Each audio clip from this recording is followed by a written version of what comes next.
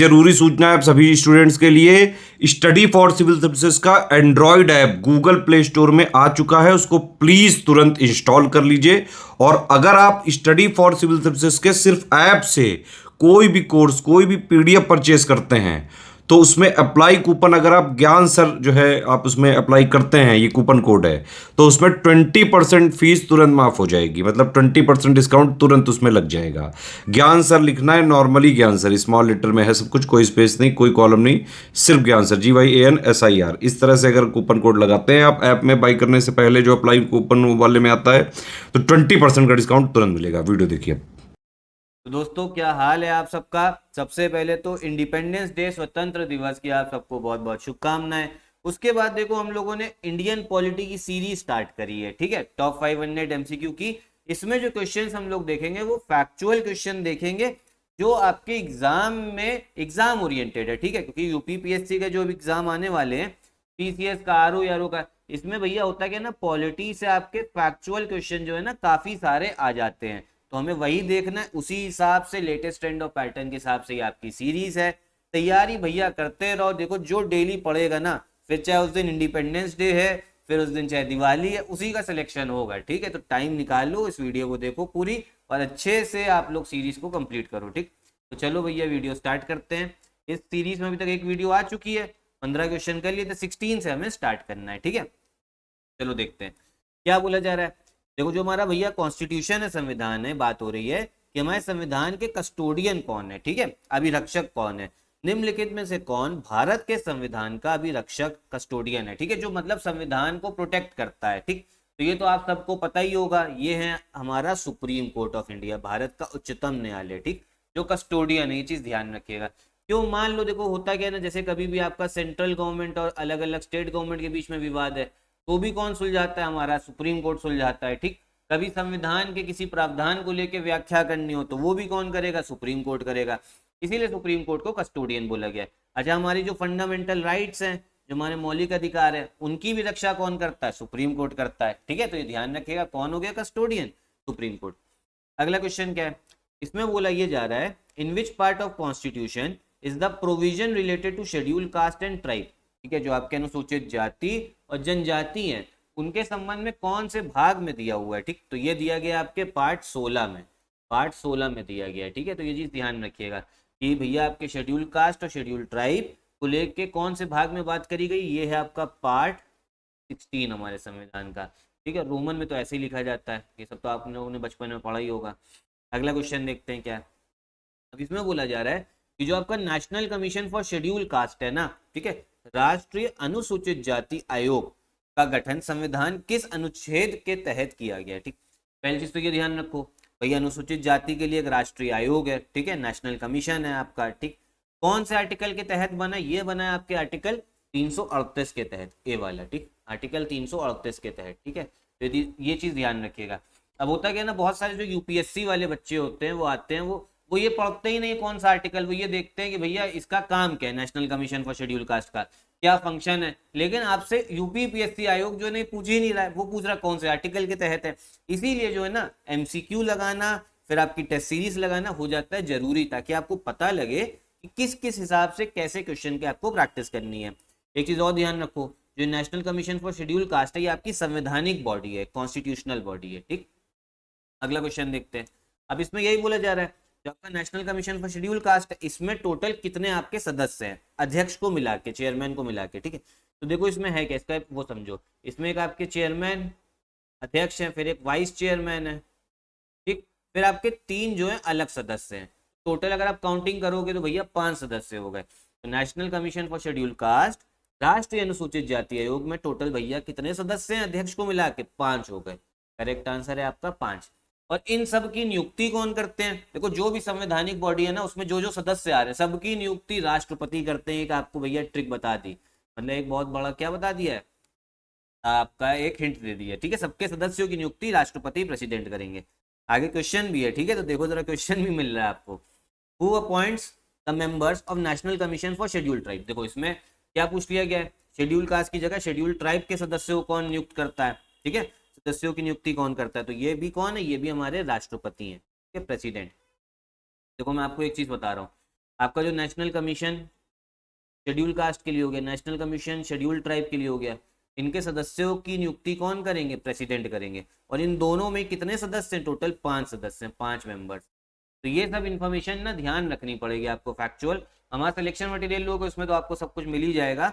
अगर तब भी अगर नहीं ले पा रहे हो, किसी भी कारणवश अगर आप नहीं ले पा रहे हो, तो इस चैनल पे तब भी आपको एकदम फ्री में तैयारी जो है कराई जाएगी। बस आप डेली जो है ना सीरीज को फॉलो करिए, पूरी पूरी वीडियो देखा करो, अपने दोस्तों को भी शेयर करके इस इनिशिएटिव के बारे में बताइए। ठीक, 21 वाला देखते हैं। अब इसमें यही बोला जा रहा है, देखो जो आपका राष्ट्रीय अनुसूचित जाति आयोग है, national commission for schedule caste, ये भैया अपनी रिपोर्ट भी देता है। अब देखो ये रिपोर्ट में इनका पहले चीज से समझो काम होता क्या है। जो आपके अनुसूचित जाति हैं, ठीक है, उनके कल्याण, उनके वेलफेयर के लेके उनको अगर कोई समस्याएं आ रही हैं तो भैया कौन आवाज उठाएगा? National commission for schedule caste उठाएगा। ठीक है, उनकी डेवलपमेंट के लिए काम करते हैं। अब जो अपनी रिपोर्ट है, रिपोर्ट किसको देंगे? ये रिपोर्ट देते हैं राष्ट्रपति को देते हैं। ठीक है, किसको देते हैं? प्रेसिडेंट को देते हैं। ए वाला जो है ना ये करेक्ट आंसर हो।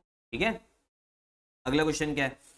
अब देखो इसमें भैया अभी आपको पता है ना लोकसभा का चुनाव हुआ था हमारे देश में, टोटल कितनी सीटें हैं? 543। होता क्या है ना, जैसे मान लो उत्तर प्रदेश की बात करें, उत्तर प्रदेश में 80 सीटें, तो 80 भैया अलग अलग आपका भैया क्या बन जाएंगी? आपका निर्वाचन क्षेत्र, कॉन्स्टिट्यूएंसी बन जाएंगी ऐसे। और हर निर्वाचन क्षेत्र से एक जना जीतता है। खड़े कितने भी लोग हो सकते हैं, लेकिन कुछ कुछ सीट ऐसे होती है ना जो संविधान ने रिजर्व कर रखी है। किनके लिए? अनुसूचित जाति शेड्यूल कास्ट। मतलब मान लो जैसे ये सीट है, ये शेड्यूल कास्ट के लिए रिजर्व है। इसमें जो चुनाव इसमें भी बहुत सारे चुनाव लड़ सकते हैं, लेकिन इसमें चुनाव वही लड़ सकता है जो आपका अनुसूचित जाति शेड्यूल कास्ट से है। ये कंसेप्ट होता है। ठीक है, और फिर जीतेगा भी कौन? आपका शेड्यूल कास्ट। और जो बाकी सीटें होती है उसमें तो कोई भी लड़ सकता है, उसमें अनुसूचित जाति भी लड़ सकते हैं। ठीक है, चलो, लेकिन जो रिजर्व है उसमें सिर्फ अनुसूचित जाति चुनाव लड़ेंगे। ठीक है, जीतेगी अनुसूचित जाति में से कोई एक। अब इसमें बोला जा रहा है कितनी सीटें? 543 है। तो आपकी शेड्यूल कास्ट के लिए कितनी रिजर्व है? तो ये आपकी 84। ठीक है, 84, ध्यान रखना। देखो यही क्वेश्चन आते हैं। अब फिर बहुत सारे लोग जो पार्लियामेंट चैप्टर पढ़े रट्टा लगाए पढ़े अलग अलग शक्तियों के बारे में, लेकिन पूछा आपसे ये जा रहा है, फिर एग्जाम में कहते हैं कट ऑफ नहीं निकला। अब इसमें दूसरे क्वेश्चन में भी यही बात है कि भैया जो आपका लोकसभा में जो आपकी शेड्यूल ट्राइब है उनके लिए कितनी सीटें रिजर्व हैं? शेड्यूल ट्राइब के लिए कितनी सीटें? तो इनके लिए रिजर्व है 47, 47। ठीक है, ध्यान रखना। अगला क्वेश्चन क्या है? देखो अब इसमें बात हो रही है, एक बैकवर्ड कमीशन बना था जिसके चेयरमैन कौन थे? काका कालेलकर। क्या नाम था? काका कालेलकर।